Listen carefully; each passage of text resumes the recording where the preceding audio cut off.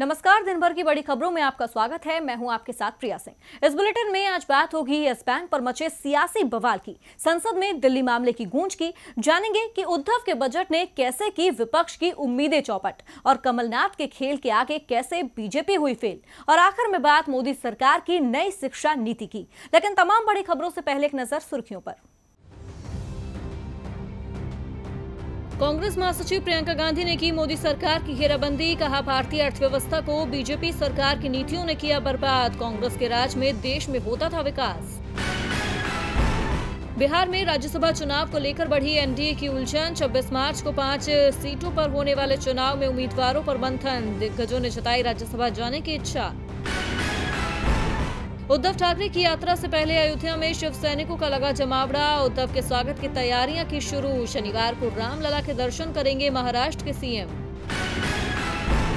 गिरावट के बाद बंद हुआ शेयर बाजार, सेंसेक्स 893 अंकों की गिरावट के साथ 37,576 पर बंद, निफ्टी 279 अंक लुढ़ककर 11,000 से नीचे फिसला। इंडियन प्रीमियर लीग के शेड्यूल में नहीं होगा कोई बदलाव, बीसीसीआई के अध्यक्ष सौरव गांगुली का ऐलान, 29 मार्च को खेला जाएगा आईपीएल का पहला मुकाबला।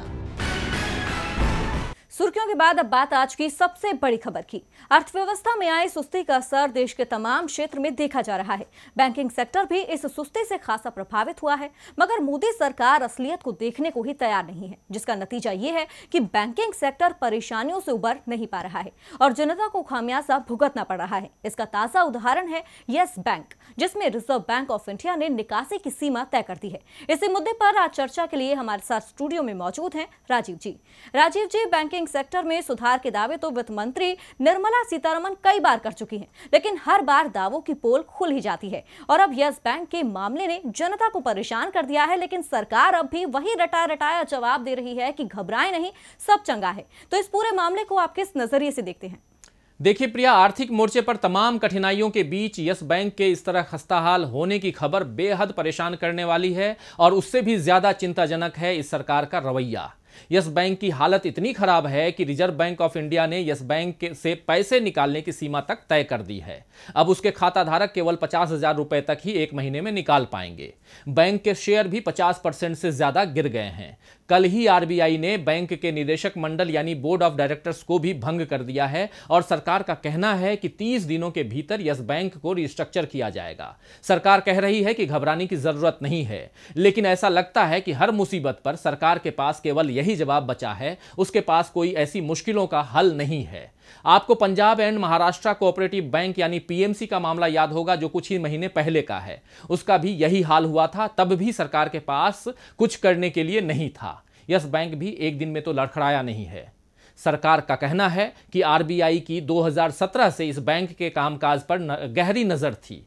बैंक ने लोन बांटने में लापरवाही बरती, लेकिन इस बैंक ने जिन उद्योगपतियों को लोन दिए हैं प्रिया, उनमें Anil Ambani, SL groups, DHFL और वोडाफोन जैसी बड़ी कंपनियां शामिल हैं जो डिफॉल्ट हो गई हैं। ठीक उसी तरह से जैसे पीएनबी से कर्ज लेने के बाद नीरव मोदी दिवालिया हो गया, डिफॉल्ट हो गया और देश छोड़कर भाग गया। कुल मिलाकर के देश की अर्थव्यवस्था तबाह हो रही है, उसका सीधा असर जीडीपी पर पड़ रहा है और इसी बीच आरबीआई के डिप्टी गवर्नर इस्तीफा दे रहे हैं। कल ही आपको याद होगा कि एनएस विश्वनाथन ने इस्तीफे की घोषणा की है। इससे पहले उर्जित पटेल और विरल आचार्य अपना पद छोड़ चुके हैं। आखिर क्या वजह है कि एक के बाद एक आरबीआई के उच्च पदों पर बैठे अधिकारी इस्तीफा दे रहे हैं? लेकिन इन सवालों का जवाब न देकर के वित्त मंत्री निर्मला सीतारमण जी कहती हैं कि सब कुछ कंट्रोल में है, किसी भी खाता धारक को कोई नुकसान नहीं होगा। जिस मोदी जी ने दरअसल 2014 का चुनाव जीतने के लिए सबके खाते में 15 लाख लाने का वादा किया था, उनकी ही सरकार में लोगों को अपने अकाउंट से रुपए निकालने के लिए कई परेशानियों का सामना करना पड़े तो क्या कहा जाए। इसीलिए बड़ा सवाल यह है कि आखिर आर्थिक मोर्चे पर किस तरह का खेल इस देश में चल रहा है, इसका जवाब सरकार को देना चाहिए। राजीव जी, आपका बहुत बहुत धन्यवाद तमाम जानकारी के लिए। अब रुक करते हैं अगली खबर का। दिल्ली में पिछले महीने फैली अशांति का मामला कोर्ट पहुंच चुका है, जिस पर आज दिल्ली हाई कोर्ट ने केंद्र और दिल्ली सरकार को नोटिस भेजा है। वहीं पूरे मामले को लेकर सियासत भी जोरों पर है। बजट सत्र के दूसरे चरण का ये पूरा हफ्ता दिल्ली मामले की भेंट चढ़ गया। आज भी राज्यसभा और लोकसभा में विपक्षी दलों ने मामला उठाया और केंद्र सरकार पर जमकर बरसे, जिसके चलते आज भी संसद ठप पड़ गई। दिल्ली मामले में केंद्र सरकार बचने की चाहे जितनी कोशिश कर रही है, विपक्ष उसे उतनी ही तेजी के साथ घेर रहा है। सड़क से लेकर संसद तक दिल्ली मामला छाया हुआ है। विपक्ष के तेवर संसद में भी देखने को मिल रहे हैं। दरअसल दिल्ली मामले पर चर्चा कराने और गृह मंत्री अमित शाह के त्याग पत्र की मांग को लेकर संसद में लगातार 5वें दिन भी सत्ता पक्ष और विपक्ष के बीच गतिरोध बना रहा और विपक्ष के बवाल के चलते दोनों सदनों की कार्रवाई बुधवार तक स्थगित करनी पड़ी। लोकसभा में आज विपक्षी सदस्यों ने दिल्ली मामले पर प्रधानमंत्री नरेंद्र मोदी के बयान की भी मांग की और उसको लेकर बवाल किया, जिसके कारण सदन की कार्रवाई दिन भर के लिए स्थगित कर दी गई। राज्यसभा में भी शून्यकाल के दौरान विपक्षी सदस्य सदन में दिल्ली मामले पर चर्चा कराने की मांग को लेकर अड़ गए, जिसके कारण सदन की कार्रवाई आज दिन भर के लिए स्थगित हो गई। लोकसभा स्पीकर ओम बिरला और राज्यसभा के सभापति एम वेंकैया नायडू ने पिछले दिनों सदन में कहा था कि दिल्ली के मुद्दे पर चर्चा होली के बाद होगी, लेकिन विपक्ष अभी भी अपनी मांग पर अड़ा हुआ है, जिसके कारण दोनों सदनों की कार्रवाई सुचारू रूप से नहीं चल पा रही है। होली के अवकाश के कारण अब दोनों सदनों की कार्रवाई 11 मार्च को होगी। दोनों पक्षों के बीच दिल्ली मुद्दे पर चर्चा कराने की मांग के कारण सदन में खींचतान के चलते बजट सत्र के दूसरे चरण के पहले हफ्ते में एक दिन भी कामकाज नहीं हो सका। राज्यसभा के सभापति नायडू ने विधायी दस्तावेज सदन के पटल पर रखवाने के बाद जैसे ही शून्यकाल के लिए भारतीय जनता पार्टी के कैलाश सोनी का नाम लिया, कांग्रेस, तृणमूल कांग्रेस, आम आदमी पार्टी, समाजवादी पार्टी, डीएमके और वामपंथी दलों के सदस्य अपनी जगह पर खड़े होकर तेज आवाज में बोलने लगे। कुछ सदस्य नारेबाजी भी कर रहे थे। वहीं लोकसभा में नारेबाजी के बीच ही वित्त मंत्री निर्मला सीतारमण ने दिवाला और शोधन अक्षमता संहिता दूसरा संशोधन विधेयक को पेश कर दिया, जो बिना चर्चा के ही ध्वनिमत से पारित कर दिया गया। इस पर सरकार के सभी संशोधनों को स्वीकार कर लिया गया और इसके बाद सदन की कार्रवाई बुधवार तक के लिए स्थगित कर दी गई। ऐसे में अब एक बार फिर सभी की नजरें संसद पर टिक गई हैं कि होली के बाद दिल्ली मामले पर क्या चर्चा होती है और विपक्ष कैसे सरकार की घेराबंदी करता है। तो आज एक तरफ जहां संसद में हुए बवाल के बीच विपक्ष एक बार फिर मोदी सरकार पर हावी होता नजर आया, तो वहीं महाराष्ट्र विधानसभा का नजारा इससे एकदम उलट रहा, जहां सरकार में तमाम तल्खियों को लेकर विपक्ष उद्धव सरकार को घेरने की रणनीति बना रहा था और सरकार जनता के विकास पर जोर देने की बात करते हुए अपना पहला बजट पेश कर रही थी, जिसमें हर वर्ग को साधने की कोशिश की गई है। एक महीने तक चले सियासी नाटक के बीच नवंबर में शिवसेना ने एनसीपी और कांग्रेस के साथ महाराष्ट्र में सरकार बनाई, जिसके बाद से ही मुख्यमंत्री उद्धव ठाकरे एक्शन मोड में नजर आ रहे हैं। वो लगातार एक के बाद एक फैसले ले रहे हैं, जबकि बीजेपी महाविकास अघाड़ी सरकार पर राज्य की जनता का विकास नहीं करने का आरोप लगा रही है। लेकिन इस बीच आज राज्य के वित्त मंत्री अजित पवार ने सरकार का पहला बजट पेश किया है, जिसमें हर वर्ग को साधने की कोशिश की गई है। पवार ने बजट पेश करते हुए कहा कि महाराष्ट्र के 80% स्थानीय लोगों को रोजगार देने के लिए सरकार कानून बनाएगी। साथ ही उन्होंने कृषि क्षेत्र के लिए बड़ी घोषणा करते हुए कहा कि राज्य के 2 लाख अन्नदाताओं के 2 लाख रुपए तक के कर्ज को माफ किया जाएगा। इसके अलावा आज बजट में कई और घोषणाएं की गई, जैसे नए विकास विभाग के लिए 6025 करोड़ रुपए स्वीकृत किए गए, नए मेडिकल कॉलेज बनाए जाएंगे, डॉक्टरों की संख्या में बढ़ोतरी की जाएगी, प्राथमिक उपचार की व्यवस्था को सही करने के लिए 5000 करोड़ की राशि खर्च की जाएगी, 1074 ग्राम पंचायत की इमारतों के लिए 1000 करोड़ रुपए की राशि स्वीकृत की गई। विधायकों को मिलने वाले लोकल एरिया डेवलपमेंट फंड को 2 से बढ़ाकर 3 करोड़ रुपए किया गया। मुंबई गोवा हाईवे को लेकर भूमि अधिग्रहण के लिए खर्च होंगे 1200 करोड़ रुपए। 5 साल में 5 लाख युवाओं को नौकरी मिलेगी। ऊर्जा के क्षेत्र में विकास के लिए 8000 करोड़ रुपए का निवेश किया जाएगा। नवी मुंबई में महाराष्ट्र भवन बनाया जाएगा। शिक्षा पर 6000 करोड़ रुपए खर्च होंगे। परिवहन को सुगम बनाने के लिए 1600 नई बसें खरीदी जाएंगी, जिसमें वाईफाई की सुविधा भी दी जाएगी। वहीं इसके अलावा बजट सामने रखने से पहले अजित पवार ने आर्थिक सर्वे भी पेश किया था, जिसमें इस बात का खुलासा हुआ कि इस बार महाराष्ट्र पर पिछली बार की तुलना में 57,000 करोड़ रुपए ज्यादा का आर्थिक बोझ पड़ा है। सर्वे के मुताबिक महाराष्ट्र पर कुल 4,71,642 करोड़ रुपए का आर्थिक बोझ है। बावजूद इसके सरकार ने सूबे के विकास के लिए अपना पिटारा खोल दिया है। ऐसे में ये बजट आम जनता की उम्मीदों को कितना पूरा कर पाता है, ये देखना होगा। वाकई उद्धव सरकार का बजट विपक्ष के उन अरमानों को चौपट करने वाला लग रहा है, जिसके बूते विपक्ष सरकार को घेरने की तैयारी कर रहा था। खैर, इस वक्त मध्य प्रदेश की कांग्रेस की सरकार को भी घेरने की कोशिशें कम नहीं हो रही हैं। यहां बीजेपी नए नए पैतरे आजमाकर कुर्सी हथियाने की जुगत में लगी है, लेकिन सीएम कमलनाथ भी सियासत के कच्चे खिलाड़ी नहीं है। उन्होंने भी बीजेपी विधायकों को अपनी तरफ खींचकर कमल को मुरझा दिया है। मध्य प्रदेश में अभी विधानसभा चुनाव में काफी वक्त है, लेकिन उससे पहले ही शय और मात का खेल शुरू हो गया है। बीजेपी अपने साम दाम दंड भेद के पैंतरे से कांग्रेस को मात देने की कोशिश कर रही है, तो वहीं सीएम कमलनाथ ने आधी रात को ऐसी सियासी बिसात बिछाई कि बीजेपी को ही मात मिल गई। दरअसल गुरुवार देर रात जैसे ही खबर आई कि कांग्रेस के विधायक हरदीप सिंह डंग ने पार्टी पर अवमानना का आरोप लगाकर त्याग पत्र सौंपा है, वैसे ही बीजेपी की महत्वाकांक्षाएं हिलोरी मारने लगी। प्रदेश अध्यक्ष से लेकर नेता विपक्ष ने दिल्ली की दौड़ शुरू कर दी। सरकार बनाने की कोशिशें होने लगी, लेकिन सियासत के नाथ सीएम कमलनाथ कैसे डंग की वजह से पार्टी को डगमगाने देते। उन्होंने एक के बदले बीजेपी के 4 विकेट गिरा डाले। आधी रात को ही खबर आई कि बीजेपी के 4 विधायकों ने सीएम कमलनाथ से संपर्क साधा है। मुख्यमंत्री निवास पर बीजेपी विधायक नारायण त्रिपाठी और संजय पाठक ने देर रात कमलनाथ से मुलाकात की। दोनों नेताओं ने करीब 1 घंटे से ज्यादा सीएम कमलनाथ संग गुफ्तगू की। बताया जा रहा है कि मुख्यमंत्री निवास से विधायक नारायण त्रिपाठी के निकलने के आधे घंटे बाद बीजेपी विधायक संजय पाठक निकले। पाठक 1.5 घंटे से ज्यादा समय तक कमलनाथ के घर पर रहे। संजय पाठक बीजेपी के उन नेताओं में हैं जिनके ऊपर कांग्रेस विधायकों की खरीद फरोख्त का आरोप लगाया गया है। ऐसे में कमलनाथ से मुलाकात के बाद सियासी सरगर्मी तेज हो गई है। बीजेपी के तीसरे विधायक शरद कोल पहले से ही बगावत का रुख अपनाए हुए हैं और कांग्रेस खेमे के साथ खड़े हैं। वहीं एक और विधायक के कांग्रेस के साथ जाने के संकेत मिले हैं, तो हाथ को मिल रहे इस बात से साफ है कि कमलनाथ एक बार फिर अपनी सरकार बचाने में कामयाब हो गए हैं। अब तक माना जा रहा था कि बीजेपी कर्नाटक की तरह मध्य प्रदेश में भी ऑपरेशन कमल चलाने में कामयाब हो जाएगी, लेकिन कमलनाथ ने दिखा दिया कि उनकी रणनीति के आगे बीजेपी का टिकना मुश्किल ही नहीं नामुमकिन है।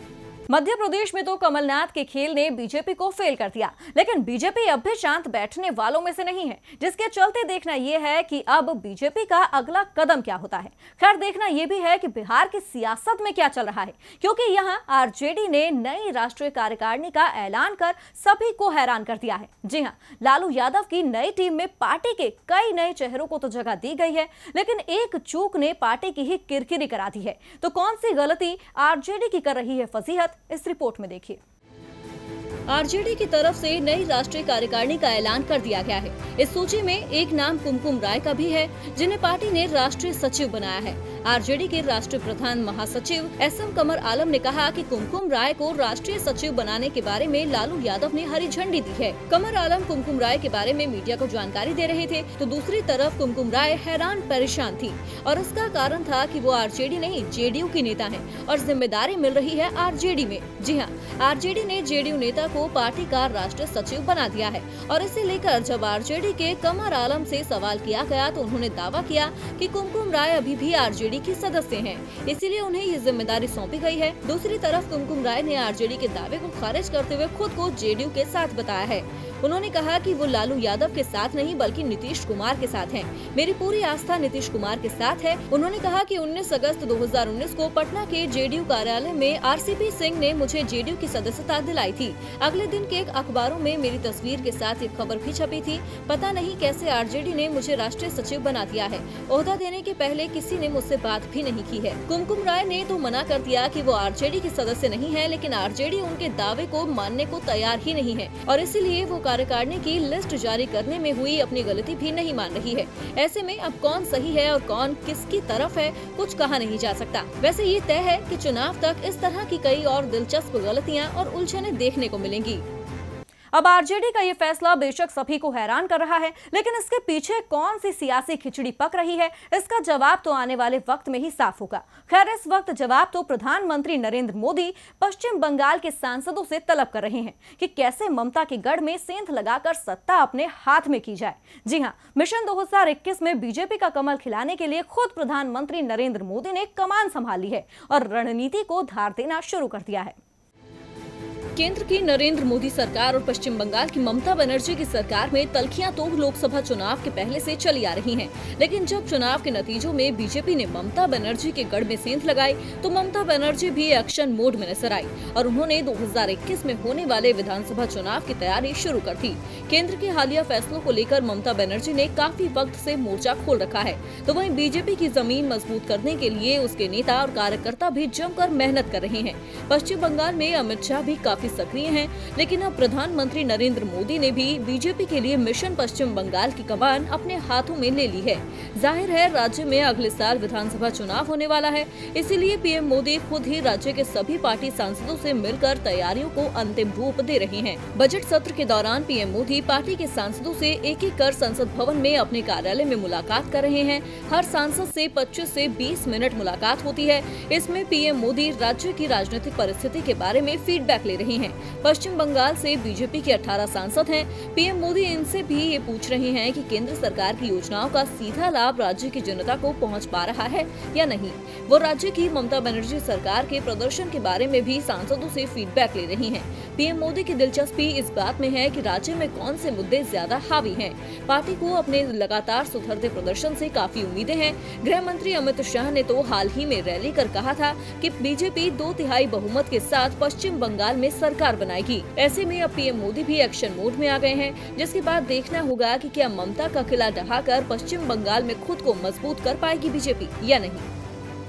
और बुलेटिन के आखिर में अब बात मोदी सरकार की नई शिक्षा नीति की। मोदी सरकार पर विपक्ष अक्सर छात्रों की आवाज दबाने की बात कहता रहा है, शिक्षा के क्षेत्र में काम न करने की बात करता है, लेकिन सरकार इसे विपक्ष का एजेंडा करार देते हुए अपने काम का बखान करती रही है। इसी बीच अब मानव संसाधन मंत्रालय ने भारत की नई शिक्षा नीति को अंतिम रूप देने की तैयारी भी शुरू कर दी है। तो नई शिक्षा नीति को लेकर क्या है सरकार की योजना और इसमें क्या कुछ है खास, इस रिपोर्ट में देखिए।